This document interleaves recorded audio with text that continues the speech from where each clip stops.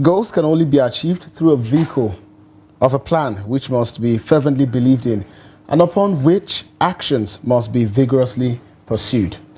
Now, this best explains what budgets are and how it helps in the overall progress of any institution or smooth running of the machinery of government.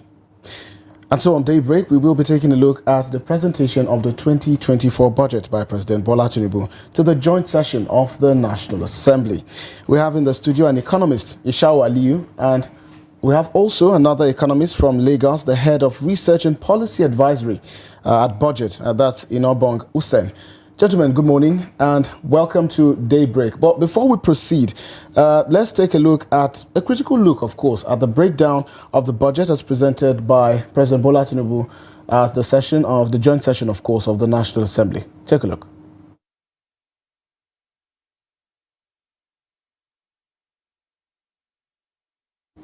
All right, I understand that we will be bringing you that report subsequently. Mr. Yusha'u, welcome to Daybreak this morning. So, the budget has been presented. First of all, I would like your overall feel of what you think. We have to look at today. Yesterday was the first budget presented by Bola Tinubu, and it is out of serious economic predicament facing the economy. Beside the predicament facing the economy, so far is the largest budget submission in the history of the country, and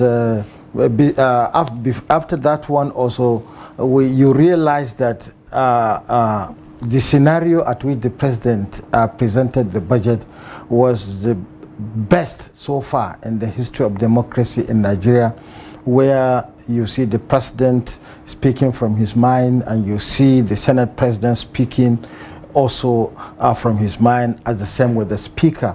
And it is the first time in history of this country where you have an accountant as the president, an accountant as the speaker, a banker as a vice president, and a lawyer as a deputy Senate president. So harmoniously, when you now check the figures submitted, we are expecting justice to be done to the submission. But one important factor that I think we have to look is the direction at which each one of them is looking at the budget. The president is looking at the budget to take care of economic environment in terms of security, to take care of the reduction of poverty, and you have seen from the speaker's angle an attempt to compensate the productive workforce, because the speaker emphasized with a fashion how productivity can be enhanced and protected. Besides that one, the gross rate target in that budget is very, very necessary. Okay, Mr. Usen, if you can hear me, the budget is pegged upon a crude price of around 77.96 dollars per barrel, and also at around 1.78 million barrels per day, talking about extraction. Now, according to the NSA, it says Nigeria loses around 400,000 barrels per day to crude oil theft. If you multiply that by the figure, that's the dollar rate per barrel, it gives you around $31.184 million that Nigeria potentially stands to lose ahead, of the next fiscal year. How do you think the president intends to address this huge threat to the 2024 budget? Yeah, thanks for having me, and good morning to you and the guests in the studio as well. Good morning to Nigerians. Yeah, I mean, the issues bedeviling our oil and gas industry, predates this administration. I mean, apart from the issues around oil theft, there have been problems with, declining investments in that sector that has led to negative growth over, the last 10 years. Investments are not coming in. Some of the assets, are, ailing and, would need to be rehabilitated. And of course, for the elephant in the room, oil theft, that also would need to be addressed headlong, for us to be able to, make the gains from these high oil prices. I mean, we are one of the few countries in the world that has not been able to make a windfall from the high oil prices, that has prevailed over the last couple of months, which is quite sad. And some of the things are within the control of the government, especially as it regards security around our oil and gas assets, the pipelines, and consequence management. I mean, if we do not begin to rein people in for stealing the strategic asset of the federal government that should fund our development, I don't think much would change in that regard. And we have not seen that happen over time. I mean, we've seen instances in the news where people blow up, the Navy blows up ships, that should have been taken in as evidence to prosecute people. We've not seen anything around concrete arrests, of people high up to send a very strong message that government is serious about, securitizing these assets and making maximum gains from this natural resource that God has blessed us with. Beyond the oil theft, the business environment, which doesn't only affect the oil sector, but different sectors across board. If you look at the country's performance, yes, on capital Mr. Inobong, permit me to interject for a bit there. Permit me to interject. Of course, we're getting to the issue of ease of doing business. But however, I think it would be good to get excerpts from what the president said at the National Assembly. Take a look. The 2024 budget deficit of 9.18 trillion naira will be financed mainly by new borrowings, which means there may be an adjustment of figures, but there is no departure in philosophy from the previous administration. Recurrent expenditure, when non-debt recurrent expenditure is added to debt servicing, is a whopping 18.17 trillion naira out of the 27.5 trillion naira. Nevertheless, President Tinubu says his priority with this budget is to address critical issues to grow the country's economy and end its security woes during the next fiscal year. To contain these rising domestic prices, we will ensure effective coordination of fiscal and monetary policy measures and collaborate with subnational governments to address structural factors driving inflation in Nigeria. The budget proposal meets our goal of completing critical infrastructure projects, which will help address structural problems in the economy by lowering the cost of doing business for companies and the cost of living for average person. In addition to these objectives, Minister of Finance Wale Edun says government is also focused on agriculture.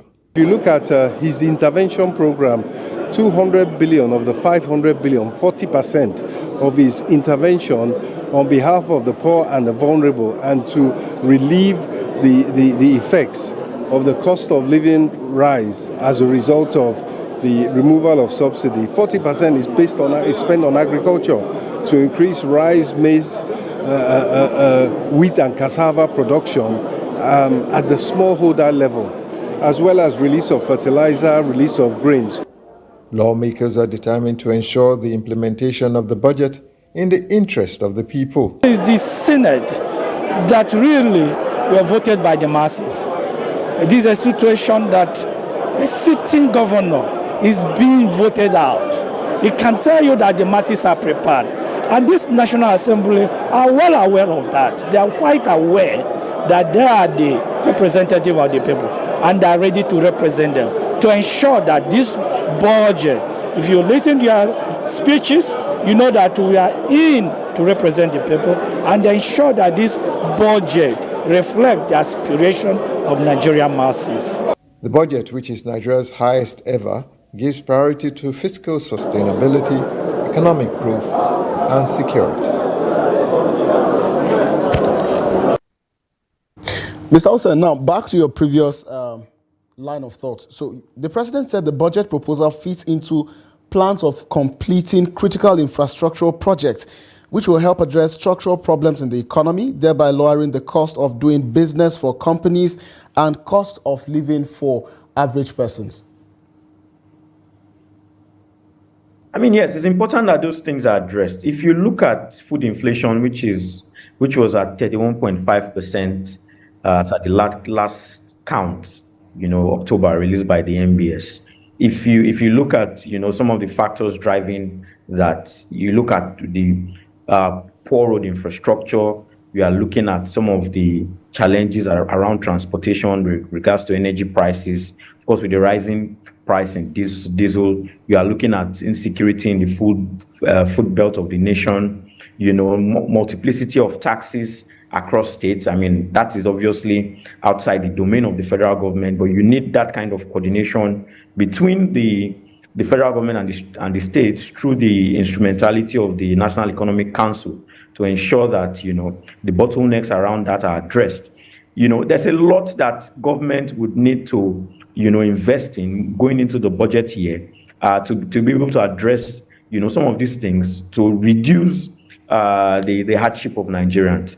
And as we've seen with the budgets of the previous years, it doesn't just end with laying with the budget before the National Assembly. The real work now starts with seeing how these representatives that, you know, have been elected to represent the over 200 million Nigerians are able to reflect the needs and preferences, the aspirations of Nigerians in that budget. And we are hoping that this new assembly would depart from the previous ways where the executive presents a budget before them and then they mutilate that budget with, you know, overbearing insertions that do not align, you know, with the policy trust of the government at hand, does not align with the national development plan, and, you know, does not align with the mandates of the several ministries, departments, and agencies of government.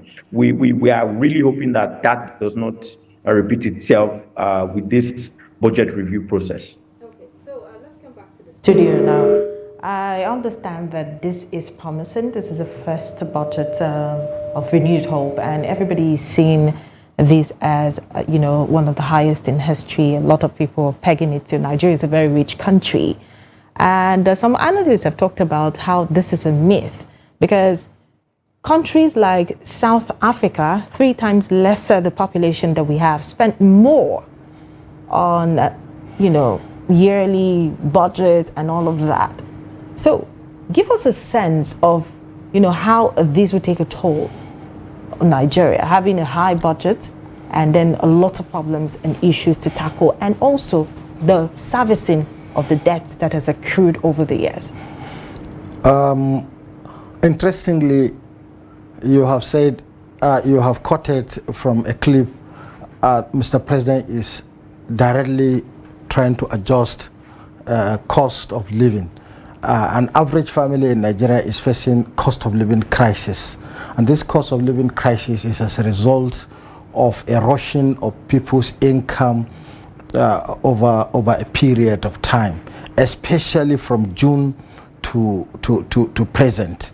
27.33% as headline inflation is high. And ironically, when you check 27 as inflation rate, you also have 27 trillion as expected expenditure. So it expected is inflation in this budget is about 21%. No, you see target. Yes. You see, these are assumptions. Okay. And if you are to bring down inflation to 21%, it's still not friendly. That is what we should understand. So are you trying to say that perhaps Nigerians will not feel much of a difference whether it's 27 or 21? Yes, it will make much difference because rightly pointed out, cost of living crisis. And cost of living crisis has to do with people's income. And people's income has to do with income grouping. And remember, over the period from June, when subsidies are removed, subsidies is a withdrawal of intervention by government. And subsequently, part of this subsidies is to be injected into this present budget.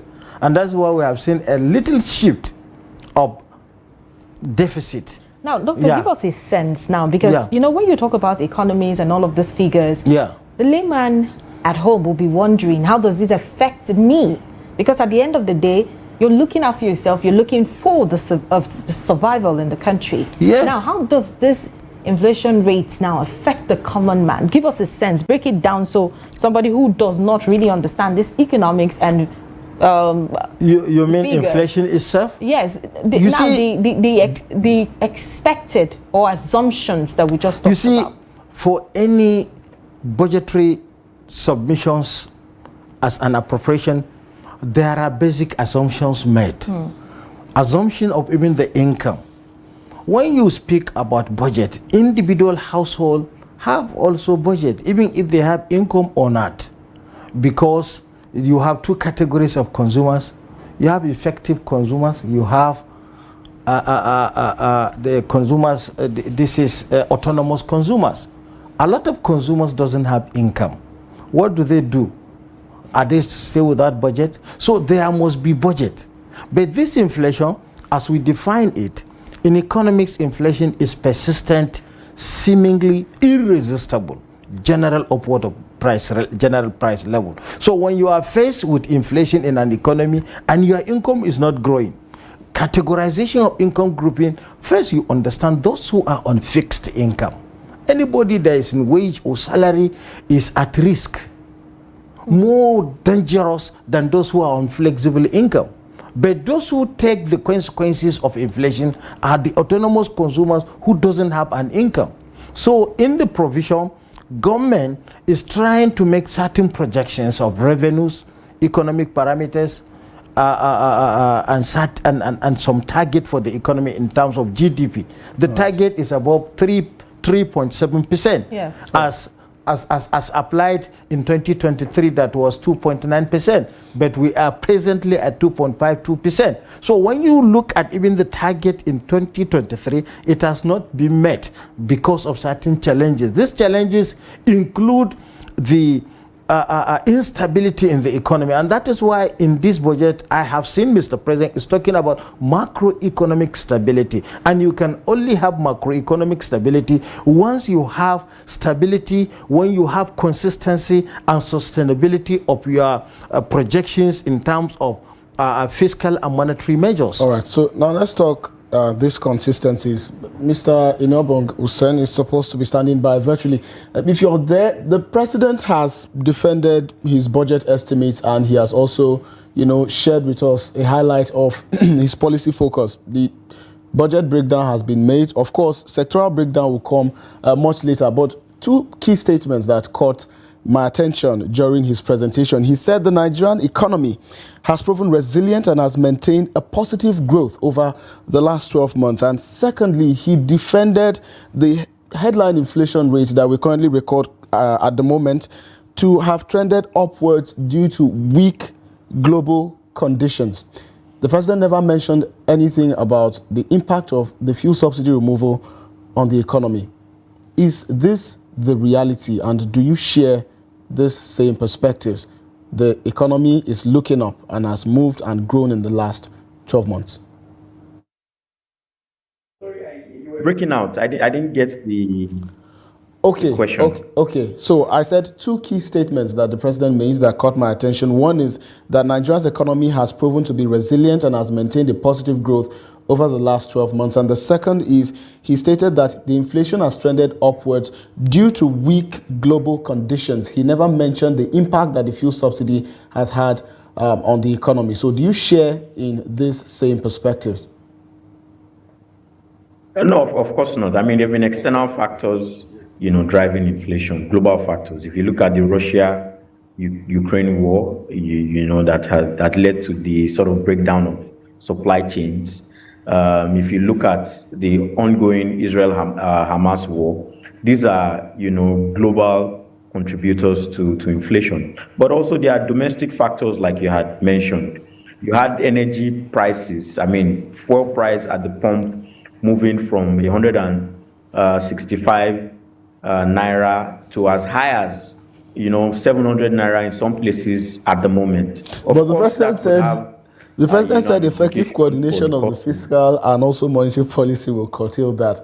I'm asking this question because I need Nigerians to have a clear understanding of whether this budget of renewed hope is really workable. Did you hear my initial contribution? Because yes, I could hear you. Can you hear me? Yeah, I can hear you now. Please go ahead. Did you ask another question? There's a lag in the... Oh, okay. So I was alluding to what you said earlier about rising domestic prices. The president had said that effective coordination of both fiscal and also monetary policy measures would address that. So I was saying that I needed a better understanding of this, and by extension Nigerians, because they would want to know if this budget of renewed hope is really workable. Yeah, it's important that that handshake, between fiscal policy and monetary policy happens. We saw in the last dispensation where the central bank, took on quasi-fiscal operations, where it was doing things that the Ministry of Agric should have been doing things that the Bank of Industry should have been doing things that the Ministry of Trade and Investment, And so there was that disconnect between what government was trying to achieve, in terms of economic growth, using either the instrument of fiscal policy and monetary policy. And so I'm happy that that is being addressed at the moment. I mean, at the bankers' dinner the other day, the CBN governor made categorical statements, that they were going to discontinue from those quasi-fiscal operations and leave it to the fiscal operators of the economy. And so we want to see that sustained, so that the central bank, focuses on price stability, on tackling inflation, and regulating money supply, which should be the statutory role of the CBN. We don't want to see the CBN giving out, loans, intervening, as a regards certain sectors of the economy, without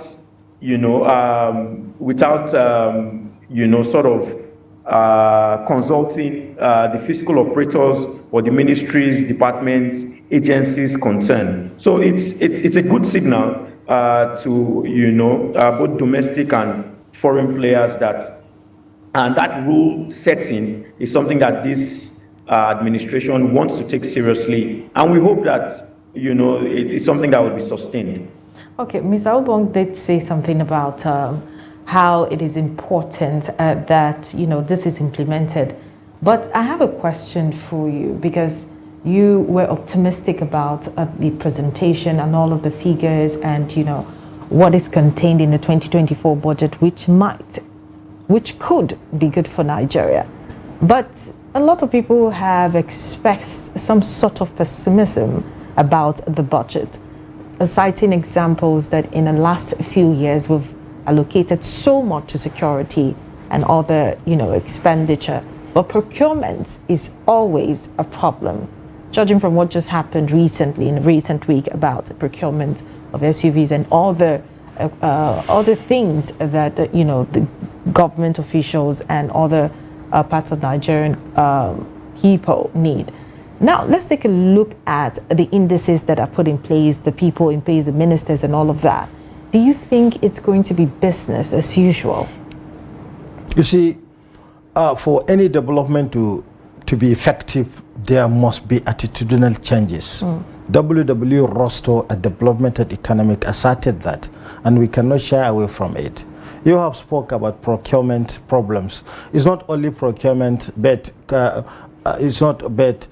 efficiency of project monitoring and evaluation. Most of the projects are not completed.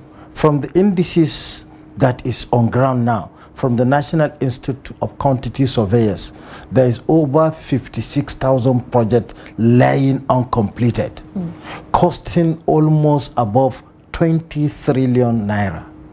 So when you have an economy of this nature, it shows the attitude, it shows the tradition of the economy. But why is that I am optimistic at this nature?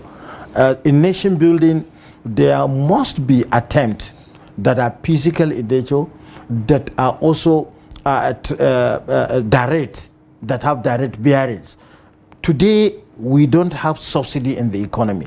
We are part of the struggle to make sure that subsidy is ending, and not only ending, that the industry is regulated. We have Petroleum Industry Act today. So if you have an industry and you see a direct approach of trying to bring efficiency. Let me give you an instance that I said most of the households in Nigeria are facing cost of living crisis. Did you know that based on the indices on ground, 59% of an average income in Nigerian household, 59% is going on only food and non-alcoholic beverages. That is more than 100 million Nigerians. More than 100 million Nigerians. And did you know that you are the iPhone you use, the subscription you make, I made in Nigeria constitute part of our income, 22% of our income. So once you have 59 plus 22 of our income is just going on food and non-alcoholic beverages and subscription. When you check an average household, we are always using data. So that is part of our consumption pattern. And under Hicksian model, you try to understand why consumer consume and at what price consumer is consuming and what are the utility that is being derived from the consumption of such product. Meanwhile, in any appropriation, why is that I'm optimistic? The largest budget in the history of this country, I have seen certain provisions in an attempt to secure the economic environment. We should not deceive ourselves. The entire northwestern and northeastern is not secured for agricultural purposes. And when you take the indices of growth, you realize that services sector is taking over more productive sectors of the economy, whereas productive sectors of the economy, our agriculture, our small manufacturing, are the ones that are supposed to have been taking over the GDP growth rate, so that our unemployment can be reducing. But when you go to services, and that's why I gave you 22% of your income as a fixed income is going to that sector. And if it is going to sector, definitely the sector will be growing. But what about food? My co-analyst presented that 31% food inflation. And when you take 31% food inflation, Kogi being at the center of this country is 39% of in terms of food inflation. Why? How?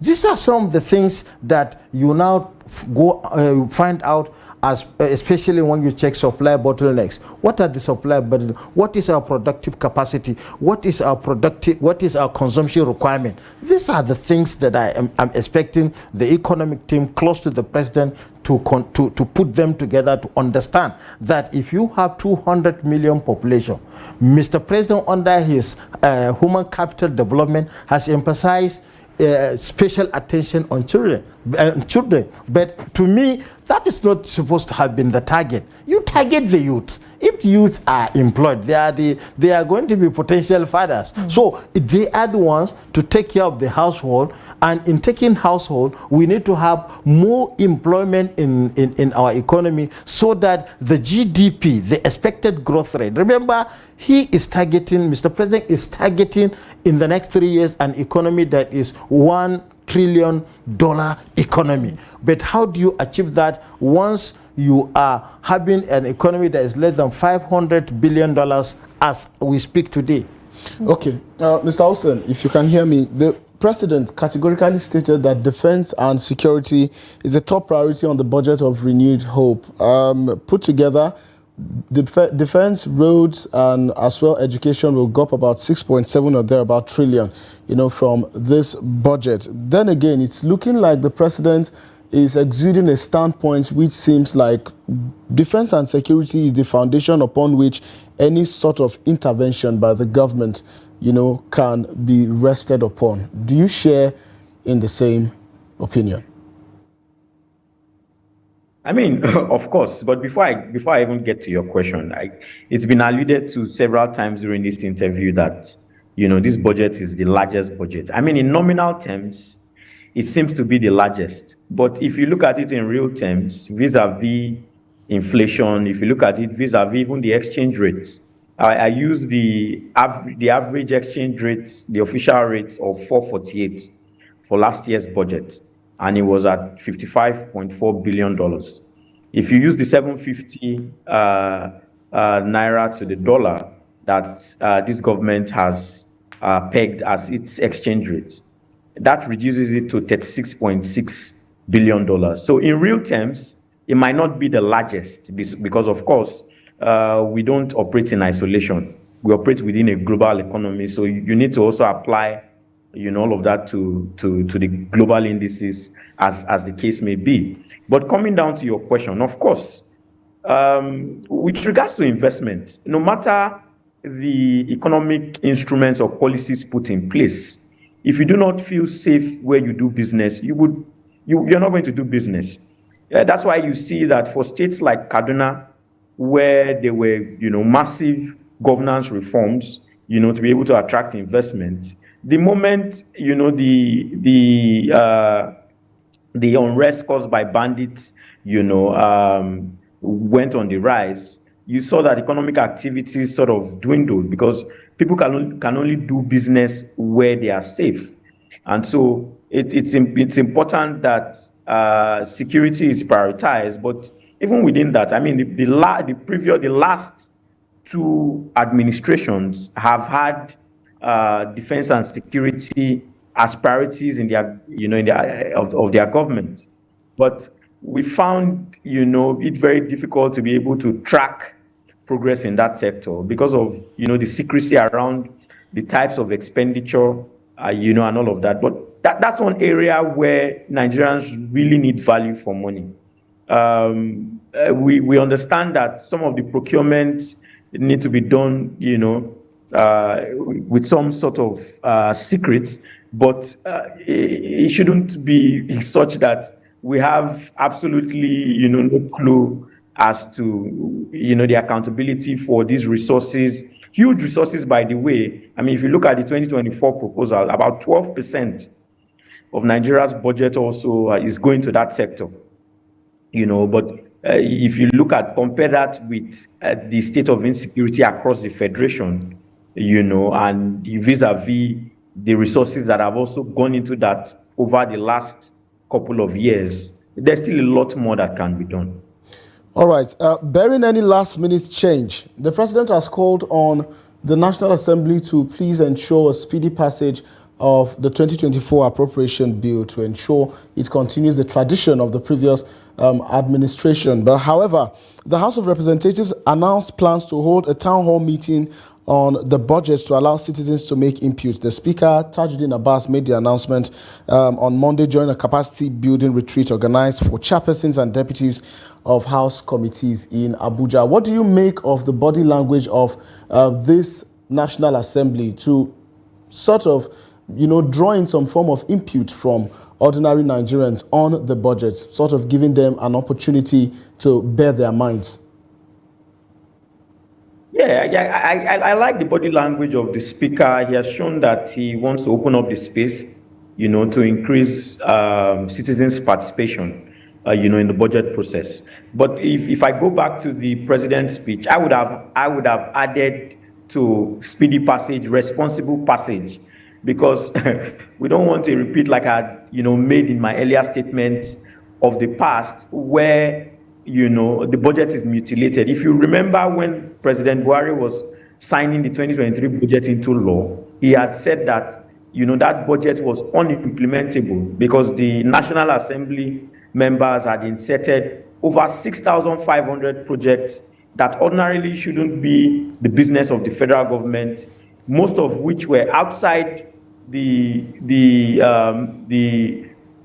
mandate, the capacity of the ministries who had been assigned to implement them. And what this often does is it leads to a waste of the resources that we do not have, and that you have seen over time that is largely borrowed and would need to be repaid over time. So in addition to the speedy passage of the budget, I really hope that, there's a responsible passage as well to ensure that, there's the resources are allocated in a fair and equitable manner, and is able to deliver the intended benefits to Nigerians, as the case may be. All right, Mr. Hussein, thank you very much. Yusha'u, so Mr. Hussein has alluded to responsible passage of the budget. In the coming days, expectedly, we would be seeing heads of ministries, departments, and agencies trooping into the National Assembly to defend their budget proposals individually. So, what's your expectation? You know, basically your concluding thoughts. What's your expectations of these parliamentarians, as Mr. Usen calls for? Before you answer the question, I would like to ask, though, you know, from the question you just asked, you know, the speaker speaking, calling for a town hall meeting. Don't you think this is coming too late, though?